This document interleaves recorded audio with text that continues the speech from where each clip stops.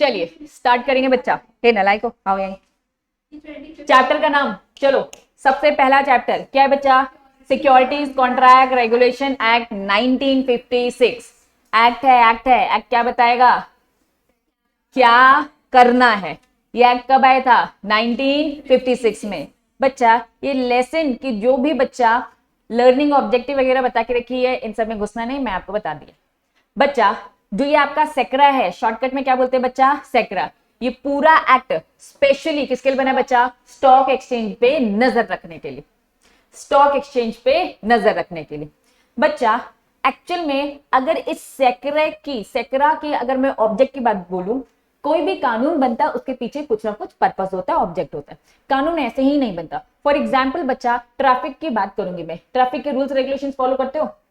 3 बत्तियां होती है, कौन कौन सी लाइट होती है? रेड होता है, ग्रीन होता है, येलो होता है। किसके घर में चालान आया ये बताओ पहले? आया चालान? मेरे घर में आ चुका है, हेलमेट नहीं पहना था, ठीक है, तब से मैं और रॉकी सर फिर अब हेलमेट पहन के निकलते।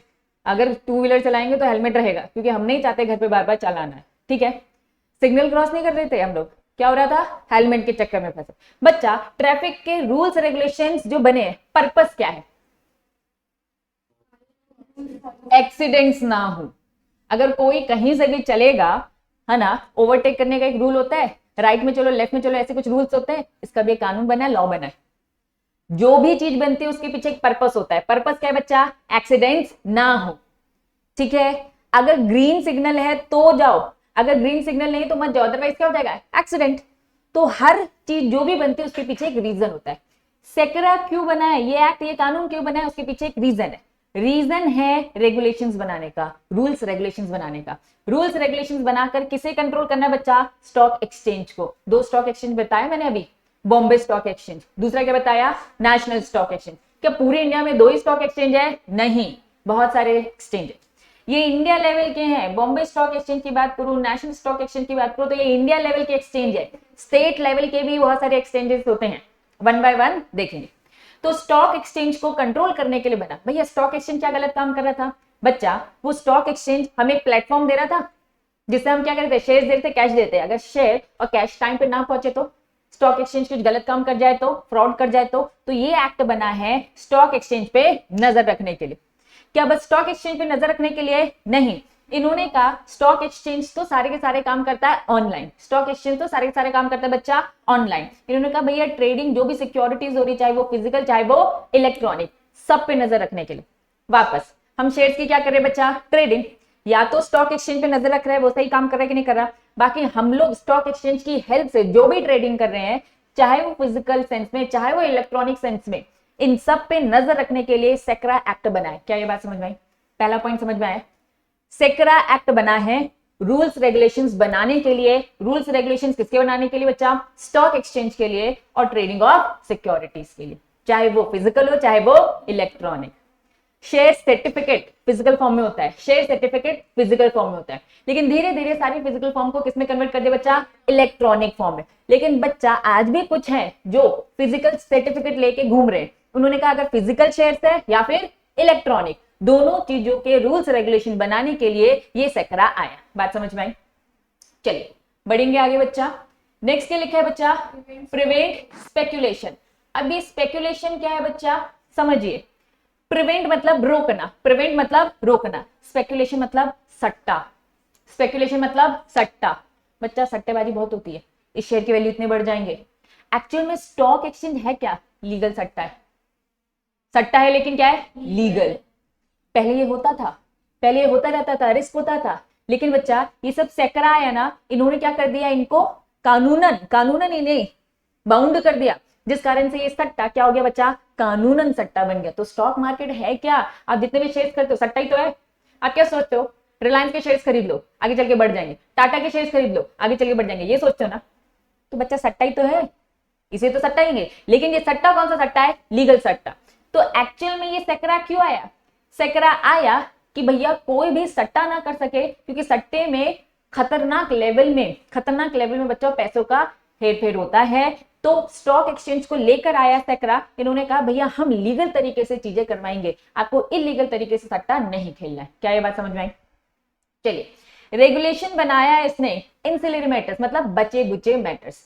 वापस क्यों ये कानून आया, क्यों सेक्रा आया? सेक्रा आने के पीछे 3 ऑब्जेक्टिव है। पहला ऑब्जेक्टिव क्या है बच्चा? पहला क्या है? रूल्स रेगुलेशंस बनाता है ये किसके? स्टॉक एक्सचेंज के। और बच्चा कोई भी टाइप की ट्रेडिंग हो रही है, चाहे वो फिजिकल हो चाहे वो इलेक्ट्रॉनिक, ये एक्ट आया है ताकि बच्चा सट्टे को रोक सके, इलीगल सट्टे को रोक सके। ठीक है, ये एक्ट आया है ताकि इससे रिलेटेड एंसिलरी बच्चे बुच्चे मैटर्स, इन दोनों से जो भी बच्चे बुच्चे अदर्स मैटर होंगे उनके लिए ये एक्ट बना है। तो हर एक्ट बनने के पीछे एक पर्पस होता है। क्या इसका पर्पस समझ में आया बच्चा? अब जो ये एक्ट है, ये जो एक्ट है किस में लगता है बच्चा? Applicability of the act whole of India. मतलब होल ऑफ इंडिया दीदी ये क्यों बताया जा रहा है? पहले क्या हुआ करता था? जम्मू कश्मीर, जम्मू कश्मीर को हमेशा छोड़ दिया जाता था। क्या बोला जाता था? भैया कोई भी एक्ट, कोई भी कानून बनेगा जम्मू कश्मीर में, JNK में एप्लीकेबल नहीं है। लेकिन अब ऐसा कुछ है क्या? नहीं। इन्होंने बोला ये सेक्रा एक्ट, ये कानून किस किस को फॉलो करना है? उन्होंने कहा इंडिया के सारे लोगों को फॉलो करना है। JNK कुछ भी अलग से नहीं है, उनको भी सेक्रा करना पड़ेगा फॉलो। दैट मीन्स अगर वहां कोई स्टॉक मार्केट बनाना चाहता है, वहां का बंदा कोई शेयर्स खरीदता है, तो उन्हें सेक्रा फॉलो करना पड़ेगा, सेक्रा का कानून। क्या ये बात समझ में आई? तो ये सेक्रा किस किस में एप्लीकेबल है? Whole of India. क्लियर है? अब आपकी बुक में जाएंगे बच्चा, सबसे फर्स्ट पेज में इंट्रोडक्शन। इंट्रोडक्शन में ये दे रखा है बच्चा, हम स्टॉक एक्सचेंज खुद से फ्रॉड चीटिंग ना करे, इसीलिए तो आया सेक्रा। आ जाओ। स्टॉक एक्सचेंज सफर सर्टेन लिमिटेशन, स्टॉक एक्सचेंज की कुछ कमियां हैं, स्टॉक एक्सचेंज की अपनी खुद की कुछ कमियां हैं बच्चा। रिक्वायर, क्योंकि हम चाहते हैं इस स्टॉक एक्सचेंज की कमियों को हम क्या कर सके बच्चा? कंट्रोल कर सके। इसको क्या कर सके? कंट्रोल कर सके, उसकी सारी एक्टिविटीज को जो भी वो डील कर रहा है बच्चा। इसी कारण से सेक्रा एक्ट पास हुआ था। किस ईयर में पास हुआ था? 1956। 1956। क्या ये पैराग्राफ आपको मिल गया? ये पैराग्राफ आपको जनरल बात बता रहा है ये एक्ट आया क्यों? है ही नहीं है। किस किस में नहीं है? कब रजिस्ट्रेशन हुआ था तुम लोग का? मई में, अभी मई में हुआ था। अच्छा, पिछले साल। इसीलिए एक्चुअल में क्या है कि मॉड्यूल ना अपडेट हो गई है। ठीक है, तो क्योंकि मॉड्यूल अपडेट होगी इसलिए पैराग्राफ नहीं है। एक बार है ना, जैसी क्लास छूटेगी तो मुझे एक बार अपनी मॉड्यूल दिखाते हुए जाना। मैं थोड़ा सा देखना चाहती हूँ कितने चेंजेस आए, है ना। अगर चेंजेस आए तो फिर अपन को नया मॉड्यूल लेना पड़ेगा, है ना। अगर चेंजेस ज्यादा नहीं है तो चलेगा। ठीक है, एक बार मुझे दिखाते हुए जाना। तुम्हारा भी क्या, तुम तीनों का है, बाकी तुम लोग तो नया ही होगा। ठीक है, चलो वापस आते हैं। अभी तो देख लो, जितना मिलता है उतना मार्क करो, दिखाते हुए जाना। ठीक, चलिए पैराग्राफ समझ में आया। सिंपल क्या बोलता है? स्टॉक एक्सचेंज की कुछ कमियां हैं, उसको कंट्रोल करने के लिए आया। पहला मैंने ऑब्जेक्ट यही तो बताया था, स्टॉक एक्सचेंज को क्या करना है बच्चा? कंट्रोल करने, रेगुलेट करने। ठीक है, चलिए ये एक्ट किसमें एप्लीकेबल है? Extend whole of the India, पूरे इंडिया पे एप्लीकेबल है। कि ये पूरे पॉइंट जो मैंने मार्क नहीं किए उसे रीड करने की जरूरत है। इधर उधर की फ्री की बातें बोलता है, मॉड्यूल बहुत सारी बातें बोलता है। मैं सारी इंपॉर्टेंट चीजें आपको मार्क करती जाऊंगी। क्लियर बच्चा? चलिए बढ़ू आगे। चलिए बच्चा, जो ये एक्ट है किससे डील करता है? अभी जो मैंने आपको बताया, एक्ट किससे डील करता है? स्टॉक एक्सचेंज से। सेक्रा एक्ट किससे डील करता है? स्टॉक एक्सचेंज से। ये एक्ट बना ही किसके लिए है? स्टॉक एक्सचेंज के लिए। ठीक है, चलिए अब contract in securities. What do you mean by contract in security? एक तरफ बायर है, एक तरफ सेलर है बच्चा। एक तरफ सेलर है और एक तरफ क्या है बच्चा? बायर है। समझना कॉन्सेप्ट। ये कह रहा है भैया मैं शेयर्स बेचना चाहता हूं, तो इसने बोला ठीक है, मैं इसके बदले में आपको कैश दे दूंगा। बच्चा, क्या इन दोनों के बीच में शेयर्स को खरीदने बेचने का कॉन्ट्रैक्ट नहीं हो रहा है? कॉन्ट्रैक्ट की तो बात, एक बोल रहा है शेयर बेच रहा हूं, वो बोल रहा है बदले में मैं क्या दूंगा? कैश। That is contract. तो बच्चा ये जो एक्ट है ये किससे डील करता है? स्टॉक एक्सचेंज से डील करता है। स्टॉक एक्सचेंज में होने वाले contract in securities, contract in securities से डील करता है। Listing of securities. बच्चा ये शेयर्स जो खरीद बेच रहे हैं ना, जो ये शेयर्स खरीद बेच रहे हैं ना, इसको लिस्ट कराना पड़ता है। फॉर एग्जाम्पल रिलायंस कंपनी एक शेयर इशू करता है। मैंने आपको बताया था एक प्राइमरी मार्केट होता है, एक सेकेंडरी मार्केट होता है। बताया था क्या? प्राइमरी मार्केट क्या होता है बताओ? एक तरफ कंपनी है, एक तरफ आप हो, तो दैट इज प्राइमरी मार्केट। एक तरफ आप हो, दूसरी तरफ भी आप हो, दैट इज सेकेंडरी मार्केट। समझते हैं अपन? पक्का? कंपनी ने बोला भैया भैया मैंने तो आपको शेयर्स दे दिए, लेकिन बच्चा अब एक इंसान दूसरे इंसान को बेचना चाहता है। एक इंसान दूसरे इंसान को बेचना चाहता है। कैसे बेचेंगे? फॉर एग्जाम्पल मुझे वर्तिका को बेचना है, ठीक है, तो मुझे कैसे पता चलेगा वर्तिका खरीदना चाहती है? कि मैं घर घर जाके खटखट करूंगी, वर्तिका वर्तिका वर्तिका, ढूंढ ही नहीं पाऊंगी बच्चा। है ना, या फिर घर घर जाके अपना शेयर लेके जाऊंगी, क्या आप इसे खरीदेंगे? क्या आप इसे खरीदेंगे? मुश्किल है। फिजिकल मार्केट में शेयर्स को बेचना मुश्किल है कि नहीं? मुझे क्या करवाना पड़ेगा? ऑनलाइन उसे लिस्ट करवाना पड़ेगा। मैं अमेजोन में डाल दूंगी, मैं उन शेयर को क्या डाल दूंगी? अमेजोन में। कौन कौन खरीदना चाहता है? कौन कौन खरीदना चाहता है? लेकिन अमेजोन में क्या शेयर्स मिलते हैं? नहीं, अमेजोन में कमोडिटी मिलती है, प्रोडक्ट्स मिलते हैं। बच्चा, इन्होंने कहा स्टॉक एक्सचेंज। स्टॉक एक्सचेंज एक प्लेटफॉर्म है जिसमें शेयर को आप क्या करवाते हो? लिस्ट। जैसे अमेजोन काम करता है ना बच्चा, ऐसे स्टॉक एक्सचेंज काम करता है। बच्चा, सेलर, सेलर ने भी अपने आप का नाम दर्ज करवा लिया और बायर ने भी मैं खरीदने में इंटरेस्टेड हूं। डीमैट अकाउंट सुना होगा, सुना है? डीमैट अकाउंट, एक डीमैट अकाउंट खोलेगा, सेलर भी खोलेगा और बायर भी खोलेगा। और कंपनी क्या कहेगी? कंपनी कहेगी भैया इन शेयर्स को मैंने क्या किया है? बॉम्बे स्टॉक एक्सचेंज में। कंपनी की मर्जी होती है, कंपनी की मर्जी होती है। बच्चा, मैं अगर इस रिमोट को बेचना चाहती हूँ, ठीक है, रिमोट नहीं बेचती हूँ, मोबाइल बेचती हूँ, अगर मैं इस मोबाइल को बेचना चाहती हूँ तो मैं अमेजोन में भी डाल सकती हूँ ना, फ्लिपकार्ट में भी डाल सकती हूँ, मर्जी मेरी ना। मैंने कहा नहीं, मुझे अमेजोन में बस डाला है। तो कंपनी की मर्जी है कि बॉम्बे स्टॉक एक्सचेंज में भी शेयर्स को डाल सकती है या फिर बच्चा नेशनल स्टॉक एक्सचेंज में भी डाल सकते हैं। दोनों में से किसी में भी डाल सकती है, मर्जी है। जितने में, अगर मैं अमेजोन में डालूंगी तो उसकी एक फीस पे करनी पड़ेगी, फ्लिपकार्ट में डालूंगी उसकी एक फीस पे करनी पड़ेगी, दोनों की फीस पे करनी पड़ेगी ना। ऐसे ही कंपनी, रिलायंस कंपनी कहती है मुझे अपने शेयर अगर बॉम्बे स्टॉक एक्सचेंज में डालना है तो उसकी भी एक फीस है, नेशनल स्टॉक एक्सचेंज में डालना है उसकी भी एक फीस है। तो मुझे अगर ज्यादा फीस पे करना है तो मेरी मर्जी, नहीं करना है तो किसी एक स्टॉक एक्सचेंज में लिस्ट कराऊं। तुमको खरीदना है मेरे रिलायंस के, समझ लो बॉम्बे में बस मिल रहे, तो आपको कहां आना पड़ेगा? बॉम्बे से खरीदोगे। क्या नेशनल में ढूंढोगे तो क्या मिलेगा? नहीं। तो कंपनी को अपने शेयर क्या करवाने पड़ते हैं? इन स्टॉक एक्सचेंज में लिस्ट करवाने होते हैं। क्या ये बात समझ में आई? पक्का? चलो, तो इन्होंने कहा जो भी सिक्योरिटीज लिस्ट है इन स्टॉक एक्सचेंज में, तो ये जो कानून है, जो ये सेक्रा है, ये इनसे भी डील करता है। तो इन शॉर्ट सेक्रा डील करता है स्टॉक एक्सचेंज से, स्टॉक एक्सचेंज में होने वाले कॉन्ट्रैक्ट से, स्टॉक एक्सचेंज में लिस्ट होने वाले शेयर से। क्या ये बात समझ में आई? इन शॉर्ट वो पूरे स्टॉक एक्सचेंज से तो डील कर रहा है, स्टॉक एक्सचेंज के अंदर ही कॉन्ट्रैक्ट होंगे ना, स्टॉक एक्सचेंज में ही लिस्ट होंगे ना। क्या मैं सीधी सिंपल भाषा में बोल सकती हूँ सेक्रा बना है one and only stock exchange के लिए, क्योंकि कॉन्ट्रैक्ट उसके अंदर होंगे, क्योंकि लिस्ट उसके अंदर होगी। क्या ये बात समझ में आ गई? पक्का पक्का। अभी तक मैंने क्या क्या बताया? सेक्रा ऑब्जेक्ट क्या बोलता है, सेक्रा एप्लीकेबल कहां का है, सेक्रा डील किस किस से करता है। कॉन्सेप्ट क्लियर बच्चा? पक्का पक्का पक्का। बढ़ू आगे, चलो मार्क हो गया बच्चा। अब आपकी बुक में ना ये दिख रहा होगा सेक्रा का ना, अब बर्ड्स आई व्यू, इसका मतलब कुछ नहीं, एक ओवरव्यू है। इन्होंने भी ये नाम दे रखे, इन्होंने कहा ये हमने बस शॉर्ट में एक फ्लो चार्ट बना के आपके सामने एक ओवरव्यू दिया, एक एक को पकड़ के डिटेल में समझाया जाएगा, एक एक को पकड़ के डिटेल में समझाया जाएगा। इन्होंने कहा हम आपको बताएंगे कि स्टॉक एक्सचेंज को रिकॉग्नाइजेशन कैसे मिलती है। ये what do mean by recognition?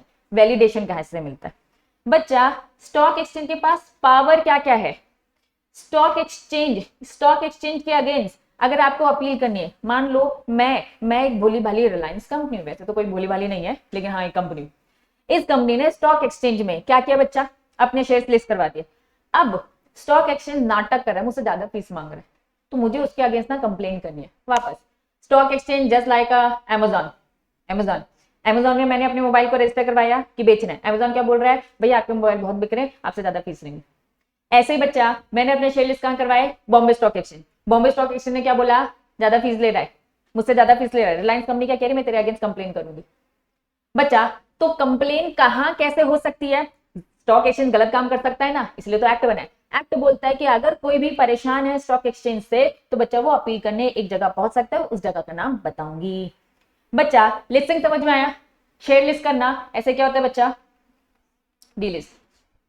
मैंने शेयर लिस्ट किए, डिलीट करना मतलब मैंने शेयर्स वहां से निकाल लिए, वापस वापस वापस। अमेजॉन में मैंने बोला ये मोबाइल मुझे बेचना है, तो वहां पर कभी कभी आता है कि स्टॉक में अवेलेबल नहीं है, या फिर कभी कभी होता है कि ये प्रोडक्ट अब मिलेगा ही नहीं, ऐसा होता है, मतलब वो क्या हो गया? डीलिस्ट हो गया। सेम बच्चा share market, Bombay stock exchange में मैंने शेयर लिस्ट करे, शेयर लिस्ट है तो आप लोग आपस में खरीद बेच सकते हो, शेयर लिस्ट नहीं है तो आप आपस में खरीद बेच सकते नहीं हो। तो ये डीलिस्ट कैसे होता है? कंपनी को बोला जाता है आप अच्छे से परफॉर्म करोगे, आपका ट्रैक रिकॉर्ड अच्छा होगा तो आप लिस्ट रहोगे, अगर आप गलत गलत काम करोगे तो आपके शेयर्स क्या कर दिए जाएंगे? डीलिस्ट। हम नहीं चाहते कि खराब शेयर मार्केट में बिके। क्या ये बात समझ में आई? पब्लिक से प्राइवेट हो तो भी डीलिस्ट हो जाएगी। Very good. ठीक है, लेकिन वो लिस्टेड होनी चाहिए पहले, तब जाके डिलिस्ट होगी, क्योंकि सारी पब्लिक कंपनी लिस्टेड नहीं होती। ठीक है, चलिए फिर क्या लिखा है बच्चा, पेनल्टी प्रोसेस, काम फॉलो नहीं करोगे, लॉ फॉलो नहीं करोगे तो अच्छी खासी पेनल्टी है। पब्लिक इशू का एक प्रोसेस होता है बच्चा, अपील करना होता है आपके पास एक सेट के पास, इसको अभी हम डिटेल में पढ़ेंगे। बच्चा ये मैंने अभी आपको अच्छे से समझाया नहीं है, क्यों, क्योंकि एक एक करके अभी डिटेल में पढ़ेंगे ना, यही तो पढ़ेंगे। ठीक है, चलो तो ये सारी चीजें इन्होंने ओवरव्यू दे रखी है, इससे रिलेटेड ये चीजें पढ़ेंगे। आज जो बच्चा 1 बाय 1 पढ़ेंगे। सबसे पहले समझना है, मैं बार बार बोली सिक्योरिटी सिक्योरिटी सिक्योरिटी, क्या सिक्योरिटी समझ में आता है, क्या होता है सिक्योरिटीज? बॉन्ड्स होते हैं, शेयर्स होते हैं, वेरी गुड। क्या इक्विटी शेयर समझते हैं?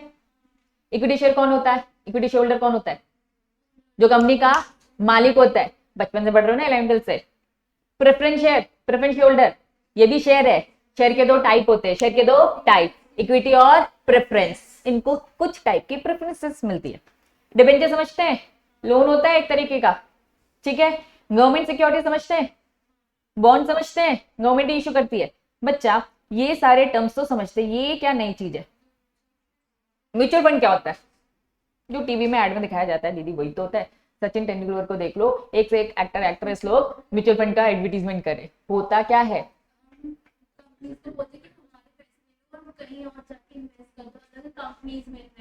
वेरी वेरी वेरी गुड, समझो बच्चा, मैं अच्छा खासा नॉलेज रखती हूँ स्टॉक मार्केट का। ठीक है, मुझे सब मालूम है किसके शेयर खरीदने किसके शेयर नहीं खरीदने। तो मैं डायरेक्ट जाके ब्रोकर की तो जरूरत पड़ेगी, बिना ब्रोकर का काम नहीं होगा। ब्रोकर कौन होता है? Depository participant. उससे बात करूंगी, भैया डिपॉजिटरी पार्टिसिपेंट है ना, प्लीज इस कंपनी के शेयर खरीदने मेरी हेल्प करो, तो वो खरीदवा के दे देगा। मुझे मालूम है रिलायंस की कंपनी आगे चल के प्रॉफिट में आएंगे, तो चलो इसके शेयर खरीद ले। ठीक है, वर्तिका कह रही दीदी मुझे स्टॉक मार्केट का ना ज्यादा नॉलेज नहीं है, तो मैं क्या कहूंगी कि सुन वर्तिका, एक काम करना, म्यूचुअल फंड्स क्या है बच्चा? एक ऑर्गेनाइजेशन है, एक यूनिट है, एक अलग से एंटिटी है जो कि क्या करती है बच्चा? स्टॉक मार्केट में पैसा लगाती है। बच्चा वापस मुझे मार्केट का नॉलेज है तो मैंने डायरेक्ट स्टॉक मार्केट में पैसा लगाया। क्या ये बात समझ में आई? अगर आपको स्टॉक मार्केट का नॉलेज नहीं है, आपको लगता है स्टॉक मार्केट बहुत रिस्की बिजनेस है, बहुत ज्यादा ध्यान देना पड़ता है, तो आपने म्यूचुअल फंड को ये पैसा दे दिया। और म्यूचुअल फंड जो होते हैं ये स्पेशलाइज्ड लोग होते हैं, इसमें बैठे हैं स्पेशलाइज्ड लोग जिनको स्टॉक मार्केट का अच्छा खासा नॉलेज है। तो एक्चुअल में होगा क्या, वर्तिका म्यूचुअल फंड को पैसे देगी और म्यूचुअल फंड क्या करेगा बच्चा? अलग अलग कंपनीज में लगाएगा। पहले मेरे केस में क्या हो रहा था, मुझे अच्छा खासा नॉलेज है तो मैंने पैसे बच्चा डायरेक्ट स्टॉक मार्केट में लगा दिया। लेकिन वर्तिका को नॉलेज नहीं है तो वर्तिका ने एक ऑर्गेनाइजेशन को दिया, फॉर एग्जांपल आईटेक्स वो ऑर्गेनाइजेशन है, म्यूचुअल फंड है, तो हम सब की टीम है, हम सब प्रोफेशनल्स है, हमको स्टॉक मार्केट का नॉलेज है। वर्तिका जैसे जैसे बहुत सारे लोगों ने पैसा दिया, हमने सारे पैसे को क्या किया? इकट्ठा किया, और हम सब ने अपने एक मीटिंग किया, डिस्कशन किया और डिसाइड किया कि भैया टाटा में लगाओ, रिलायंस में लगाओ, XYZ विप्रो में लगाओ, इन्फोसिस में लगाओ। क्या ये बात समझ आ रही है? तो अगर खुद का नॉलेज है डायरेक्ट स्टॉक एक्सचेंज, खुद का नॉलेज नहीं है तो थ्रू म्यूचुअल फंड। तो टीवी में जितने भी ऐड दिए जाते हैं तो वो आपको यही समझा रहे हैं, सचिन तेंदुलकर आपको यही समझा रहा है। क्या समझा रहा है? कि भैया देखो मार्केट तो रिस्क होता है, लेकिन स्टिल आप म्यूचुअल फंड में भरोसा कर सकते हो। क्यों? क्योंकि म्यूचुअल फंड में बैठे वाले स्पेशलाइज्ड है, प्रोफेशनल्स है, जिनको मार्केट का नॉलेज है, उनके भरोसे आप ये काम कर सकते हो। क्या ये बात समझ में आई बच्चा? तो जब आप म्यूचुअल फंड में पैसा लगाते हो तो म्यूचुअल फंड में पैसा बहुत सारे लोगों ने लगाया, वर्तिका ने लगाया, शुभम ने लगाया, ऐसे बहुत सारे इंडिया के लोगों ने लगाया। तो म्यूचुअल फंड बोलता है कि जो आपने बच्चा शेयर्स, क्या बोलता है? फॉर एग्जांपल ये रिलायंस कंपनी है, रिलायंस कंपनी के आप शेयर्स खरीदते हो तो आपको पेमेंट होती है। लेकिन वर्तिका ने क्या किया? म्यूचुअल फंड के नाम में पैसा लगाया। रिलायंस कंपनी बोलती है आपने अगर रिलायंस कंपनी को पैसा दिया तो बदले में वो आपको क्या देगी? Share certificate. क्या देती है बच्चा? Share certificate. यही होता है, यस और नो? आपने क्या रिलायंस कंपनी में डायरेक्ट पैसा लगाया? क्या नहीं, आपने किसको दे रखा है पैसा? Mutual fund. तो म्यूचुअल फंड कहेगा प्रूफ के लिए हम आपको एक सर्टिफिकेट देंगे, एक डॉक्यूमेंट देंगे, जिसे हम क्या बोलते हैं? यूनिट्स। क्या ये बात समझ में आ रही है? रिलायंस कंपनी के शेयर खरीदे, एक शेयर खरीदा तो आपको एक शेयर सर्टिफिकेट मिल जाएगा। ठीक है, 10 शेयर खरीदा तो सर्टिफिकेट में लिखा होगा आपने कंपनी के 10 शेयर खरीदे। लेकिन बच्चा ऐसे ही जब वर्तिका क्या करेगी? डायरेक्ट रिलायंस कंपनी से नहीं खरीदेगी, म्यूचुअल फंड में पैसा लगाएगी, तो म्यूचुअल फंड की यूनिट्स होती है, ना कि उन्हें शेयर सर्टिफिकेट बोलते, तो उनका एक यूनिट सर्टिफिकेट होता है। क्या ये बात समझ में आई? तो यहाँ पे यूनिट ऑफ म्यूचुअल फंड्स लिखा है। अब बात में समझ में आई पक्का? इक्विटी शेयर समझते हैं बच्चा? बोलो। प्रेफरेंस शेयर समझते हैं? डिबेंचर समझते हैं? गवर्नमेंट के द्वारा इश्यू गई security, that was government security. Bond कौन इश्यू करता है? Government. Unit of mutual fund समझ में आ गया बच्चा? ये तो सिंगल सिंगल है, इन सबको एक साथ क्या बोलते हैं? मतलब सिक्योरिटीज एक वाइडर टर्म है, ये सब लोग सिक्योरिटीज में आ जाते हैं। क्या ये बात समझ में आई? अब जब मैं आपको कह रही थी यहां पर कि सेक्रा डील करता है स्टॉक एक्सचेंज से, सेक्रा डील करता है contract in securities. In securities का मतलब बस शेयर है क्या?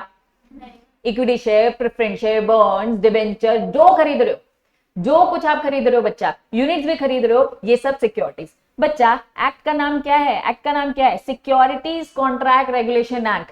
ये एक्ट बोलता है स्टॉक एक्सचेंज में जो भी सिक्योरिटी से रिलेटेड क्या हो रहे बच्चा? कॉन्ट्रैक्ट हो रहे हैं, उन सब से हम डील करते हैं। क्या ये बात समझ में आई? ये बस शेयर की बात नहीं करता, बस डिबेंचर की बात नहीं करता, बॉन्ड की बात नहीं करता, ये सारे टाइप ऑफ सिक्योरिटीज की बात करता है। Is this clear? अब आपकी बुक में आएंगे बच्चा। चलिए, बुक में बच्चा डेफिनेशन दी रखी है, सारी डेफिनेशन सेक्शन नंबर 2 में दी जाती है। ठीक है, डेफिनेशन में साफ साफ बोल रखा है सिक्योरिटीज में क्या क्या आता है, शॉर्ट में मैंने आपको बता दिया। ठीक है, सिक्योरिटी की डेफिनेशन बहुत वाइड है। सबसे पहले क्या बोला है? शेयर में इक्विटी प्रेफरेंस दोनों आता है। फिर क्या लिखा है बच्चा? स्क्रिप्ट। शेयर हम फिजिकल फॉर्म में बोलते हैं, शेयर हम फिजिकल फॉर्म में बोलते हैं। स्क्रिप्ट मतलब इलेक्ट्रॉनिक शेयर, स्क्रिप्ट मतलब इलेक्ट्रॉनिक शेयर। क्या ये बात समझ में आ रही है? वापस, अगर मैंने शेयर बोला तो फिजिकल सर्टिफिकेट की बात हो रही है, स्क्रिप्ट बोला तो इलेक्ट्रॉनिक शेयर की बात हो रही है। प्लीज ये बात याद रखना बच्चा। स्टॉक एक शेयर, स्टॉक क्या बोलता है? Number of, bunch of shares. ठीक है, बॉन्ड्स गवर्नमेंट के द्वारा इश्यू किया जाता है, डिबेंचर्स लोन होता है, डिबेंचर का स्टॉक एक डिबेंचर या फिर बंच ऑफ डिबेंचर्स। क्लियर बच्चा? और जो भी अदर मार्केटेबल सिक्योरिटीज और जो भी इसके जैसे मिलते जुलते सिक्योरिटीज है। क्या ये बात समझ में आई? सिक्योरिटीज की डेफिनेशन में सब आते हैं। फिर क्या लिखा है बच्चा? डेरिवेटिव। इस डेरिवेटिव टर्म को थोड़ी देर के लिए स्किप करेंगे, बस टर्म याद रखेंगे डेरिवेटिव, मीनिंग अभी नहीं बता रही। इसका मीनिंग बहुत बड़ा कॉन्सेप्ट है, उस कॉन्सेप्ट को डिटेल में बताऊंगी, इसी चैप्टर में बताऊंगी, लेकिन अभी थोड़ी देर के लिए स्किप। पहले समझ में आ गया? क्या डेरिवेटिव अभी फर्स्ट टाइम सुन रहे हो तो उसका एक कॉन्सेप्ट है, पहले कॉन्सेप्ट समझाऊंगी फिर आऊंगी। बच्चा तीसरा पॉइंट क्या लिखा है? यूनिट मैंने अभी आपको क्या बताया? म्यूचुअल फंड के थ्रू जाओगे तो वो एक प्रूफ में एक सर्टिफिकेट देते हैं, उसे हम क्या बोलते हैं? यूनिट्स। तो यूनिट्स क्या लिखा है बच्चा? दीदी ने तो म्यूचुअल फंड बताया था, ये क्या लिखा है? Collective investment scheme. अब थोड़ा बच्चा धीरे धीरे तुम लोग बड़े हो रहे तो लॉ को थोड़ा और जानो समझो। ठीक है, इन्होंने कहा नीचे भी देखो यूनिट्स, फिफ्थ पॉइंट देखो यूनिट्स है, देन इसके बाद बच्चा 6 पॉइंट यूनिट दिख रहा है। फिफ्थ पॉइंट यूनिट क्या बोलता है? यूनिट किसका? म्यूचुअल फंड स्कीम का। ठीक है, 6 पॉइंट क्या बोलता है? यूनिट किसका बच्चा? पूल्ड इन्वेस्टमेंट व्हीकल का।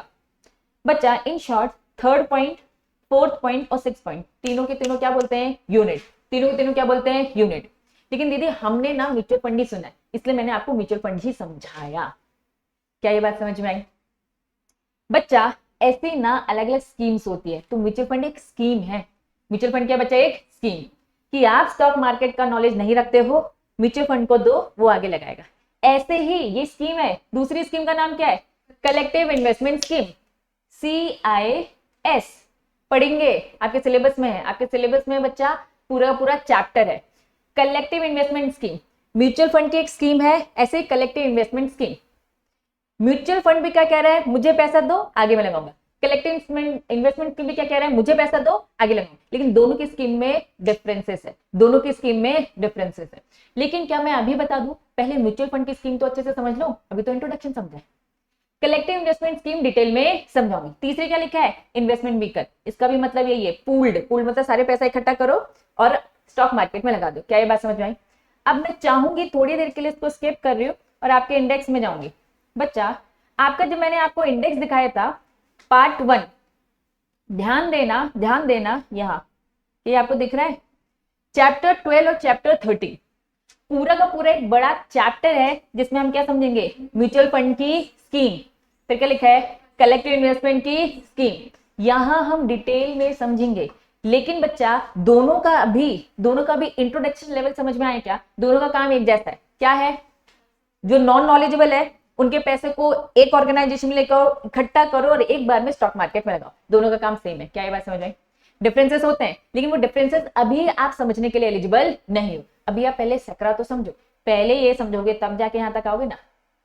लेकिन सिक्योरिटी जो एक वर्ड है उसके डेफिनेशन में ये सारी चीजें कवर होती है। इज दिस क्लियर बच्चा? पक्का? कंफ्यूज तो नहीं हो रहे हो? वापस सिक्योरिटीज वर्ड का मीनिंग समझ रहे? सिक्योरिटीज वर्ड का मीनिंग समझ रहे? क्या मीनिंग है? Share, script, stock, bond, debenture, ये सब। डेरिवेटिव थोड़ी देर के लिए अभी स्किप, ठीक है। यूनिट्स, कितने टाइप की यूनिट्स है? 3 टाइप की यूनिट्स बच्चा। कलेक्टिव इन्वेस्टमेंट स्कीम की यूनिट, म्यूचुअल फंड की स्कीम की यूनिट, पूल इन्वेस्टमेंट व्हीकल की स्कीम। तीनों का मतलब एक ही है, हमें पैसा दो, हम स्टॉक मार्केट में लगाएंगे। ठीक, चलिए। बीच में एक 4th पॉइंट था, सिक्योरिटी रिसिप्ट। एक अलग से एक्ट है, थोड़ा बहुत सुना होगा, सरफाइसी एक्ट। जो मेरे स्टूडेंट को तो मैंने इतना सुना है, सरफाइसी सरफाइसी सरफाइसी, लेकिन बच्चा सरफाइसी एक कानून है, एक लॉ है जो आप फाइनल में पढ़ोगे, प्रोफेशनल में पढ़ोगे। ये एक्ट बनाया गया है, ये एक्ट बनाया गया है बैंकों के लिए। बहुत सारी कंपनी बैंक से पैसा लोन लेती है और भाग जाती है, तो हमारे बैंक क्या हो जाते हैं? बेचारे हो जाते हैं। ठीक है, तो बैंकों को बचाने के लिए एक कानून आया है जिसे हम बोलते हैं सरफाइसी एक्ट, जिसे हम बोलते हैं सरफाइसी एक्ट। ये शॉर्टकट लिखा है मैंने, सरफाइसी एक्ट। अक्सर इसे शॉर्टकट में बोला जाता है क्योंकि फुल फॉर्म तो याद ही नहीं होता है किसी को। सरफाइसी एक्ट का फुल फॉर्म, एस रिप्रेजेंट करता है सिक्योरिटाइजेशन, आर रिप्रेजेंट करता है reconstruction of finance asset, enforcement of security interest act 2002। मैंने शॉर्टकट में क्या बोल दिया? सरफाइसी। ये एक एक्ट है, किसके लिए बना है बच्चा? बैंकों की रिकवरी के लिए बना है। इन्होंने कहा म्यूचुअल फंड क्या इशू करता है? यूनिट। ऐसे ही ये एक्ट क्या बोलता है? सिक्योरिटी रिसिप्ट वर्ड यूज करता है, सिक्योरिटी रिसिप्ट वर्ड यूज करता है। तो उन्होंने कहा वो सिक्योरिटी रिसिप्ट जो है वो भी क्या है? सिक्योरिटी की डेफिनेशन में आता है। Is this clear? कितने पॉइंट हो गए बच्चा? पॉइंट कितने हो गए? 6 हो गए। पहला क्या समझ में आया? Share, script, stock, bond, debenture, government security, ये सब। गवर्नमेंट सिक्योरिटी इसमें नहीं नीचे आएगा। सेकंड पॉइंट क्या है? डेरिवेटिव। फिर हमने पढ़ी 3 टाइप की यूनिट्स। एक यूनिट पढ़ी हमने म्यूचुअल फंड की, दूसरी कलेक्टिव इन्वेस्टमेंट स्कीम की, फिर पूल इन्वेस्टमेंट व्हीकल। पूल मतलब पैसा इकट्ठा, इन्वेस्टमेंट मतलब पैसा इकट्ठा किया और लगा दिया, एक ही मतलब है। ठीक है, चलिए बच्चा। देन 7 पॉइंट बोलता है एनी सर्टिफिकेट इंस्ट्रूमेंट, जो भी सर्टिफिकेट है उसका कुछ भी नाम रखो, लेकिन अगर उसका काम कैसा है बच्चा? लेन देन का ही बन रहा है, तो वो भी इसकी डेफिनेशन में कवर हो जाएगा। इन्होंने बोला गवर्नमेंट की सिक्योरिटीज भी कवर होंगी। इन्होंने बोला अदर इंस्ट्रूमेंट जो सीजी बोल दे। सेंट्रल गवर्नमेंट ने जिसको बोल दे कि भैया आज से ये बच्चा, सेंट्रल गवर्नमेंट बहुत खतरनाक पावर है। सेंट्रल गवर्नमेंट बोलेगी आज से ये लड़की सिक्योरिटी, तो उस दिन से क्या हो जाएगी? ये क्या बन जाएगी? सिक्योरिटी बन जाएगी। सरकार के पास क्या है बच्चा? सेंट्रल गवर्नमेंट के पास क्या है? पावर। किसी भी इंस्ट्रूमेंट को क्या कर दे? डिक्लेयर कर दे। ठीक है, चलो अगली बार तुम लोग को एग्जाम्पल बना दूंगी। फिर क्या बोला है? राइट या फिर इंटरेस्ट। किसी भी सिक्योरिटी का इंटरेस्ट भी क्या है बच्चा? सिक्योरिटीज। क्या ये बात समझ में आई? अब एग्जाम में क्वेश्चन कैसे आएंगे? सिक्योरिटी की डेफिनेशन एक्चुअल में इंपॉर्टेंट है बच्चा, इसीलिए इसको थोड़ा सा याद करना है। टोटल पॉइंट्स बताओ कितने? 10। टोटल पॉइंट्स कितने? 10। पहले देखते हैं कितने याद हुए। ठीक है, पहले देखते हैं कितने याद हुए। पहला तो एक है जिसमें बहुत सारी चीजें आ जाती है। शेयर्स आ जाता है, स्टॉक आ जाता है, स्क्रिप आता है। तीनों ऐसे याद करो वापस। स्टॉक, स्क्रिप, शेयर, यही है। Share, scrip, stock. और कोई ऐसा बचा क्या? नहीं। अब डिबेंचर याद रखना, डिबेंचर स्टॉक, डिबेंचर याद रखना, डिबेंचर स्टॉक। बॉन्ड से याद करना, ठीक है, बॉन्ड से याद करना, और जो भी other marketable security. Other marketable बस अदर छोड़ देना, खत्म। वापस पहला क्या है? Share, scrip, stock, debenture, debenture stock, bonds and other. ठीक है, पहला पॉइंट। 3 टाइप की unit, unit of mutual fund, unit of collective investment scheme, unit of pool investment vehicle. कितने पॉइंट्स हो गए? 4। गवर्नमेंट सिक्योरिटी याद रहेगा। एक था security receipt as per SARFAESI act. SARFAESI shortcut में लिखना, फुल फॉर्म मत लिखना, नहीं तो उसी को याद करते रह जाओगे, बाकी सब चीजें भूल जाओगे। इन्होंने कहा है कोई भी सिक्योरिटी इसी टाइप की जो होगी, ऐसी कोई भी इंस्ट्रूमेंट जो सीजी बोल दे और सिक्योरिटी में जो इंटरेस्ट होगा। क्लियर है बच्चा? ये क्या बताया मैंने आपको डेफिनेशन में? सिक्योरिटी। इन्होंने नेक्स्ट क्या बोला है? कॉन्ट्रैक्ट का मतलब? कॉन्ट्रैक्ट किसका? परचेजर से। कॉन्ट्रैक्ट क्या? खरीद बेच रहे हैं। क्या खरीद बेच रहे हैं? सिक्योरिटीज। सिक्योरिटीज क्या? ये पूरे 10 पॉइंट। क्या ये बात समझ में आई? पक्का पक्का? तो अभी तक कितनी डेफिनेशन समझी? 2। सिक्योरिटी समझ में आ गया, कॉन्ट्रैक्ट समझ में आ गया बच्चा। अब जैसे सिक्योरिटी और कॉन्ट्रैक्ट हमने समझा, इसके बाद वेरी वेरी वेरी इंपॉर्टेंट एक डेफिनेशन और पढ़ाऊंगी, इसके बाद आपकी छुट्टी कर दूंगी। ठीक है, पहली डेफिनेशन क्या लिखा है? Spot delivery contract. समझना, ऑन स्पॉट मैं तुमको पैसे दे दूंगी, ऑन स्पॉट दे दूंगी मतलब क्या, अभी के अभी, तुरंत। क्या ये बात समझ लो? ये ऑन स्पॉट डिलीवरी कॉन्ट्रैक्ट, किस चीज के कॉन्ट्रैक्ट की बात हो रही है इस पूरे चैप्टर में? किसका कॉन्ट्रैक्ट हो रहा है? सिक्योरिटीज का। सेल और परचेज किसको कर रहे हैं बच्चा? सिक्योरिटीज का। इन्होंने कहा, समझ लो, मैंने वर्तिका के साथ किया कॉन्ट्रैक्ट, मैंने वर्तिका के साथ किया बच्चा कॉन्ट्रैक्ट। इन्होंने कहा ए पॉइंट और बी पॉइंट, ए पॉइंट और बी पॉइंट, ठीक है, दोनों अलग अलग बात करें। एक फिजिकल शेयर्स बेचने की बात कर रहे और एक इलेक्ट्रॉनिक, एक फिजिकल शेयर्स बेचने की बात कर रहे और एक इलेक्ट्रॉनिक। पहले इलेक्ट्रॉनिक समझेंगे। एक तरफ सेलर है, दूसरी तरफ क्या है बच्चा? बायर। एक तरफ सेलर, एक तरफ है बायर। मैं आपको बता चुकी हूं, सेलर का भी एक ब्रोकर होता है जिसे हम बोलते हैं डिपॉजिटरी पार्टिसिपेंट, बायर का भी एक ब्रोकर होता है जिसे हम बोलते हैं डिपॉजिटरी पार्टिसिपेंट। सेलर कहेगा भैया मेरे शेयर्स बिकवा, डिपॉजिटरी पार्टिसिपेंट स्टॉक एक्सचेंज में ये शेयर्स डाल देगा। बायर बोलेगा मुझे डिपॉजिटरी पार्टिसिपेंट्स ये कैश पकड़, मुझे इस कंपनी के शेयर्स दिला। तो ये देखेगा भैया कोई शेयर्स हैं क्या, तो बच्चा ये ब्रोकर इससे लेगा और ये ब्रोकर इससे, ये दोनों आपस में करेंगे, तब जाके इनके डिमैट अकाउंट में पैसे डाल देते। क्या ये बात समझ में आई? पक्का? तो ये मैंने अभी आपको क्या तरीका बताया? इलेक्ट्रॉनिक। कौन सा तरीका बताया? इलेक्ट्रॉनिक। बच्चा इलेक्ट्रॉनिक में T+2 कॉन्सेप्ट सुना है क्या? कुछ बच्चों ने सुना है, कुछ नहीं सुना, आज समझेंगे। T+2 एक कॉन्सेप्ट होता है। T रिप्रेजेंट करता है बच्चा ट्रेडिंग को, T रिप्रेजेंट करता है बच्चा ट्रेडिंग को, +2। मान लो एग्जाम्पल सामने दे रखा है मंडे, मान लो बच्चा, आज की डेट बताओ, आज की डेट क्या है?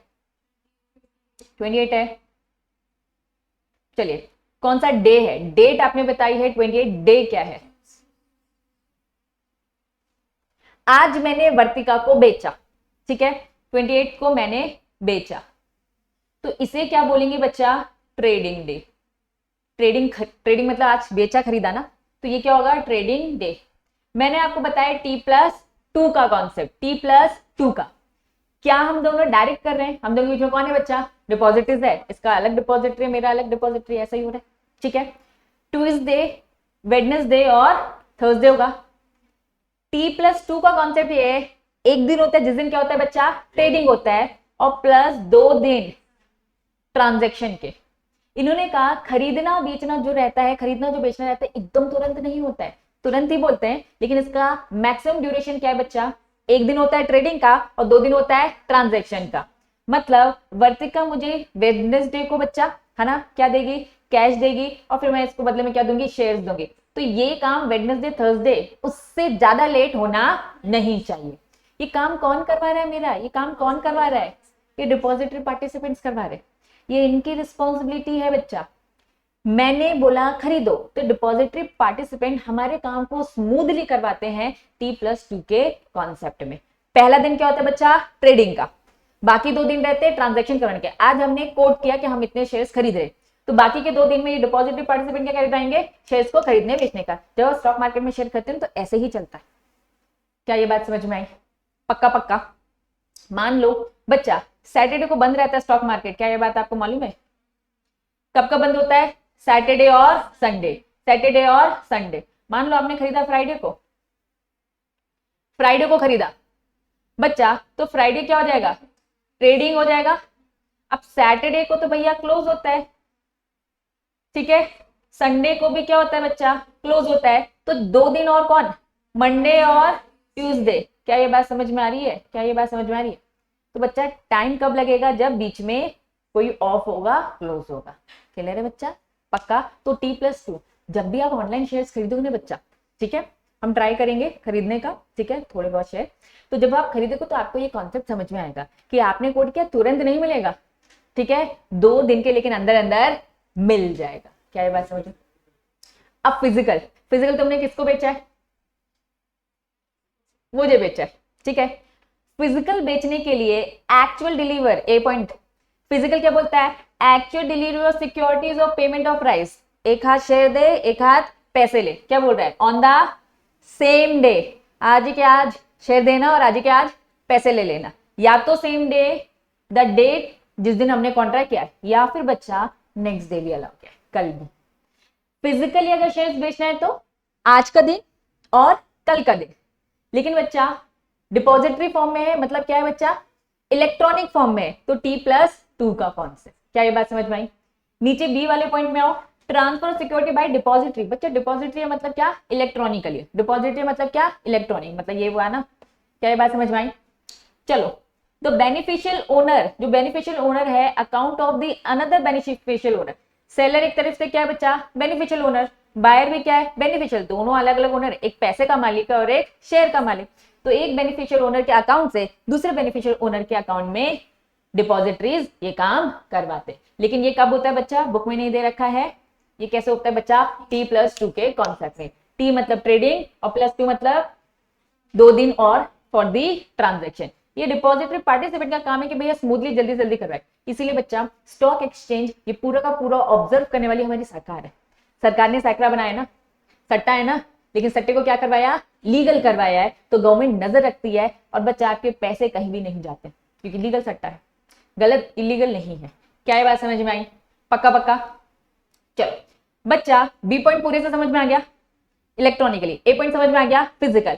लेकिन अब समझो, मान लो शुभम कहीं और रहता है, ये महाराष्ट्र में रहता है, मैं जबलपुर में रह रही हूँ एमपी में, महाराष्ट्र में रह रहे और एमपी में रह रहे। अब फिजिकल शेयर्स बेचना है तो अगर हम जबलपुर में एक ही शहर में तो तुरंत बेचा आज और कल तक ही पैसा दे देगा।